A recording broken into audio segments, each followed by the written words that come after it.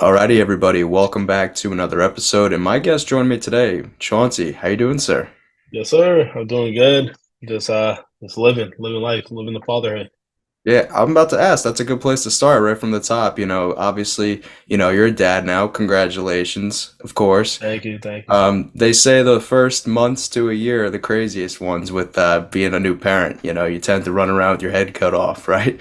How Absolutely. much, how much has being a dad, maybe changed, maybe you as a person and just like your day-to-day normal routine? It's it's a huge adjustment, like adjustment periods to my daily routine. Like some days I'm so used to waking up at 4 a.m., gym at 5 a.m., where some days I might wake up at 4 a.m., but I gotta make sure my daughter's okay. And I make sure she's good or make sure Amber's good and Amber needs help with anything. Um, it's a lot, but at the same time, I love it. Um, it's been the craziest challenge I've ever faced, but taking it day by day, it's been absolutely amazing, and I wouldn't change it for the world. hmm I gotta ask too, because I know like with parents, especially like with young ones, there's a little bit of like apprehension like at first when deciding to like go on to shows because they're like, that valuable time, and some parents, I Mhm. know with some moms they've even talked about on the show, like, oh no, like what happens if I come back and like my kid has trouble like remembering my name? Did that ever cross your Yeah. mind at all, like when going on to this show? Um, when I left, well, when I was about to leave, definitely, Amber's the one that told me to say yes and just go 100%. She was like, "Don't say no." She said, "Don't think about it. Just say yes." Um, so I had that help there. If Amber didn't say that, I probably wouldn't have been on this season because my daughter was born 2 days before actually filming. So yeah, so I literally was in the hospital and then I was on a flight as soon as we were out the hospital. So it was just crazy because it there was so much going on in my head, but like at the same time, like just in that period that I was gone, I was thinking about them nonstop because it's just like within those few days you do have like the skin to skin contact is very important and all that stuff. And I was like missing those key points. So when I did get back home, it was like, yeah, it sucked, but at the same time, it was everything happened the way it should. Wow, that's such like a snap thing too, like with that like Yeah, just quick like turnaround. Wow. Oh my God. yeah, it was. It was great. I Like can't even literally, imagine. we had my bags packed to leave for the season Mhm. before we went to the hospital. Like that's how fast we knew it was going to Like, be. did To you where know like like it's with which day, like or like the time and everything, like with like when the baby was due before like the we filming? had an yeah we had like a period like they gave us a few days like they said the end of May to beginning of June. I already had the dates for leaving in June as far as for filming.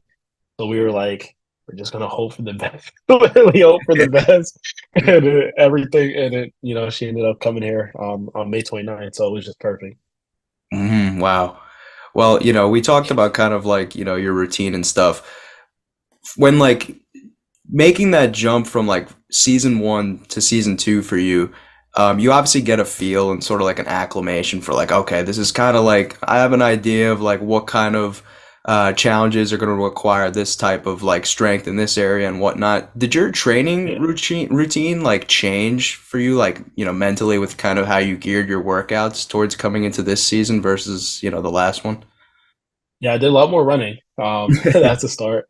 I went from bodybuilding to trying to change up how I did to more of an athletic based training, trying to get back to being an athlete and being able to do multiple different things. So I did do a lot of training. However, with the challenge, as much as you train, there's some stuff that it Yeah. just comes to if you can do it or you can't. And so like as I focused that time span, which was I think was a year, that whole year into just focusing on just trying to be ready for another season of the challenge, just in case I got the opportunity again. And so it was just that was like the whole mind shift and like the change and everything. And I think the main thing wasn't really training necessarily. It was getting over the fear of heights. So I actually went to hypnosis and I went through like hypnotherapy to get rid of like my fear of heights and everything going Oh, into wow. this next season. So I was looking forward to doing heights challenges so I could just prove everybody wrong, prove everybody wrong. Like, yeah, now I got it. No, yeah, because it's such like there's like the expression like Monday morning quarterback. It's so easy to like look at something on screen, be like, oh yeah, this is how I would do it. But like, there's really no way like, for an example, like with heights, there's no real way to like prepare for that. Really, like, there's only so much Absolutely. stuff you can do. Absolutely. Yeah, like I was watching like when I watched Amber the season that Amber won, I remember watching it with her and I'm like, oh, I could do this. I'm Yeah. like, this looks like doing all that's nothing. And then I get on heights and I'm like, oh no, probably probably not a good idea for me to be up here. Well, I gotta ask, obviously, like being in the environment and then seeing, your peers who maybe you thought like, okay, these are my friends, like I'm probably gonna be working with them. It's gotta hurt to a certain degree, like when, you just naturally when you hear your name thrown out or like on the chopping block. It's never a good feeling. But then there's like the added element to when months later get to watch this back and kind of see like some of the stuff that not only were they saying like to you, but like behind Yeah. your back, like sort of like in the, interview sessions and whatnot. For you personally to like watch that back and see some of the things said, like do you take slight to anything, or how do you feel about that? Yeah, like I remember like season 38, like everything that I heard negative about me, I was just like, I gotta tweet about this and I gotta come back and fire right away. So it was just like at that I remember like thinking about that season specifically, I was like, shoot, everything that was people were saying when I was taking it to the heart. For now, this time around for season 39, I wasn't really taking it too much. I mean, I know where I stand with certain people, and I know that people are gonna have opinions about you no matter if they like you or not. They Not everybody's gonna like you, not everybody's gonna hate Mhm. you. So it's like at the end of the day, what they're saying, it is what it is. And it's just up to you as a person to just prove them wrong and prove that what they think that you are, you're not, and that you're able to overcome that and just be the better version of yourself. So this time around, I didn't really take offense to it or anything of that nature. It is what it is. So yeah. Who surprised you the most, like with when it came to saying your name? Like somebody who you would have expected, like, okay, I know for sure they've got my back, and then they ended up saying your name. Um, I don't think anybody specifically surprised me about saying my name because everybody did come up to me and was like, Chauncey, I gotta say your name, I gotta say your name. I think it was more so the fact that they said that they didn't have the numbers to change it when they definitely did. Mm. They just didn't want to, you know? So that was the surprising part is that them telling me that, oh, we really want to change it. We want to do whatever we can, but we can't because it's going to look bad on us and blah, blah, blah, blah, and all this nonsense. And I'm like, it doesn't make any sense to me. But as far as that, like I was surprised that some people didn't say my name. Mhm. And I thought like even though Raven had my back since day one, I thought she would have just said my name too to just make sure she protected her game, but she didn't care. She literally she was like Chauncey's my friend. I'm gonna ride with him, and that was probably the biggest like surprise to me. That Kylan too, because I know Kylan outside this game. I knew him for a little while, and even then, I like going into the game. I'm like, I don't really know if I trust Kylan 100%. We're in the room together, but we haven't talked game at all. So I'm like, I don't really know how Yeah. Kylan where Kylan stands. And then he still didn't say my name, and he was even helping me in the elimination and everything. So that was it. Was it as much as it wasn't a big surprise? It still was like somewhat of a surprise to me. Hmm. Well, I gotta ask you now, because we saw obviously they showed like some flashbacks to like conversations that we didn't see from episode one. They showed in episode two. I was curious with the dynamic between you and Jay. You ended up telling him that like you initially didn't trust him. Was that something that carried over from Ride or Die, or were there Yeah. any things on 39 even that might have even influenced your inability to kind of trust him at first? No, I didn't trust him from Ride or Dies because one, he called Amber and I dead weight on that season, and we were supposedly working with him. If you're working with somebody and they're your friend, and you're telling them that you want to work with them in the airport before even getting in the house, and then you're talking, shit about them behind Yeah. their back and everything, that's not really like someone that you want to trust. Mhm. So my trust already went down with that, and then after the season, um, continuously him still talking trash about me, about my gameplay and everything. There's no way I could trust him going into another season. So going to 39, I told him straight to his face because I'm like, I don't trust you. There's no reason for me to trust you. You know, you were making saying you wanted to make all these moves in the game for the last season, and they were against people that had your back. So I'm like, I don't understand. I don't understand why you would think that I would trust you. However, I'm open to building that trust and working with you. And I think he just was trying to tell me whatever I wanted to. He want basically just tell me stuff that would basically make me want to like be like, okay, that's cool. Like, want me to agree with his the game and hopefully feel somewhat comfortable until it was time to draw me off. Yeah, because it kind of seemed like you were honest with him, and he almost took that as like a, almost like I'm taking a shot type of thing. No, if I it was I feel like it's better to tell them straight to their face instead of me telling other people Mhm. and having them tell them. Yeah. Because then now those people are going to switch it around and be like, Chauncey, don't trust you. He's coming for you. Whereas I could literally tell him, I don't trust you, but I'm willing to work with you if Hmm. we're going to make this happen. Yeah. And he asked me, and I told him straight up. And I did tell Jessica because Jessica was one of my closest friends coming into this game, and she was asking me who I trust, who I didn't trust going in, and I'm not going to lie to her. So why would I? If he asked me that question, I'm not going to lie about it. But Hmm. they take it however they however they feel. Well, brother, I got to put you on the spot here since we're talking about telling stuff to people's face. Yeah, You were not shy with telling everybody in deliberation, or asking them rather to their face if you've done anything to them in the past. I gotta know, man. listen. Like, this is to the tell all here. Like, did you expect them to kind of say like, no, Chauncey, like you've never. Oh no, no, I didn't. I'm just gonna eventually have like like a long video of just memes of me just doing stupid stuff, and this is gonna be a part of it. Every season, hopefully, if I get more opportunities, there's just gonna be something else. But for the most part, as of right now, or in the moment, like in the very beginning before I said it, I was like, this is gonna work. Because he was talking about how he's very trustworthy. And I'm like, I've made no deals. I haven't done anybody wrong. Amber and I played a clean game last year. I'm like, this is perfect. This is gonna work. I'm like, we'll start with Horacio, because that's my boy. And then he Yeah. goes, yeah, you did me wrong. I'm like, no. And at this point, it's like I can't back out of this. I just have to keep Mm. going. And I was like, I already dig myself a hole. It was like, might as well just keep going. So I just had to keep going and just hear it. And Listen, I'm just trying man. to figure out what to do after when I got back in the house. That although like you can see it from both different angles. Like like it's like a third person. Like initially, like I'd be like, oh man, like because I was Yeah, imagining myself in that moment.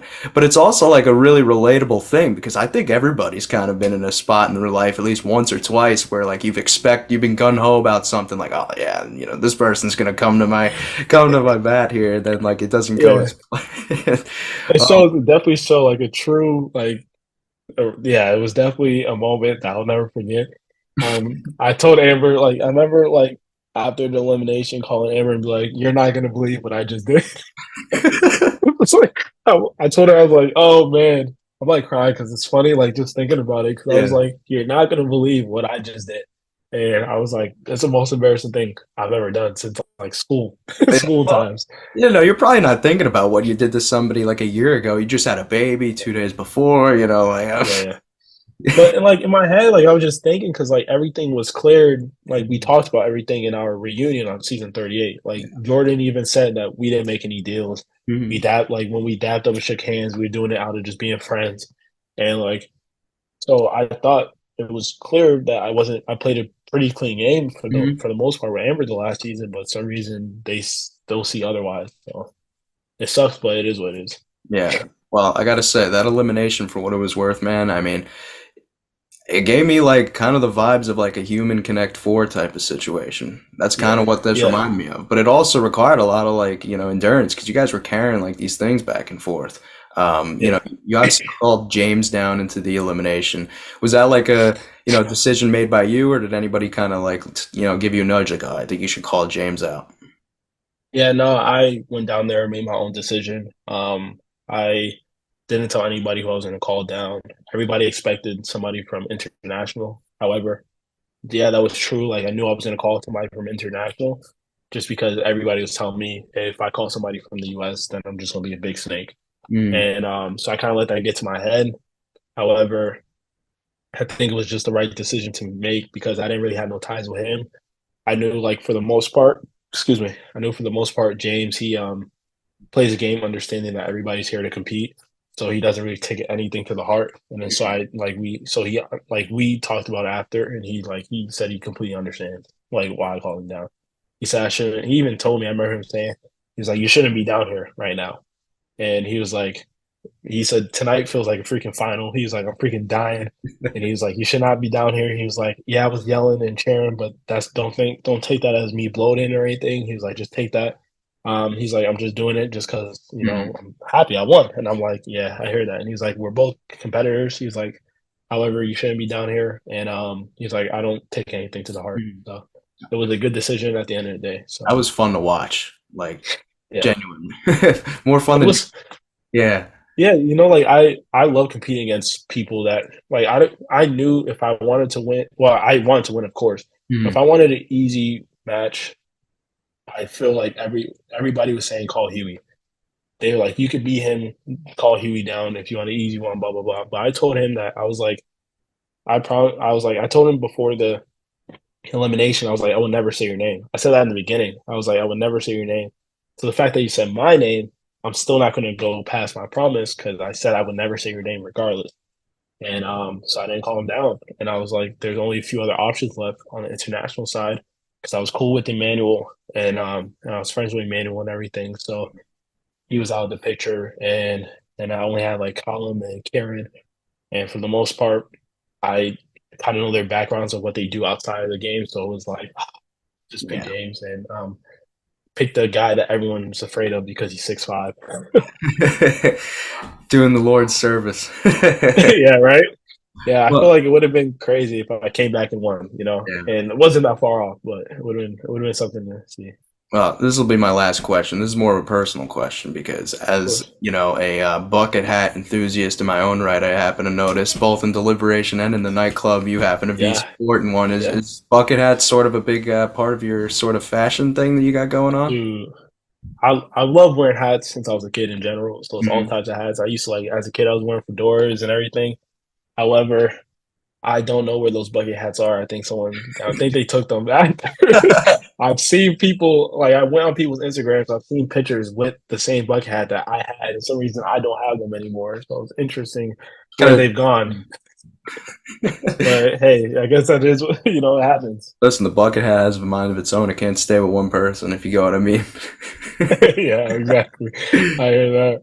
All right. Well, it was a pleasure speaking with you, Chauncey. Congrats on everything Absolutely. you've got going on, and hopefully we see you again. Yes, thank you. I appreciate it. Hopefully. All right. See you, sir. Bye, man.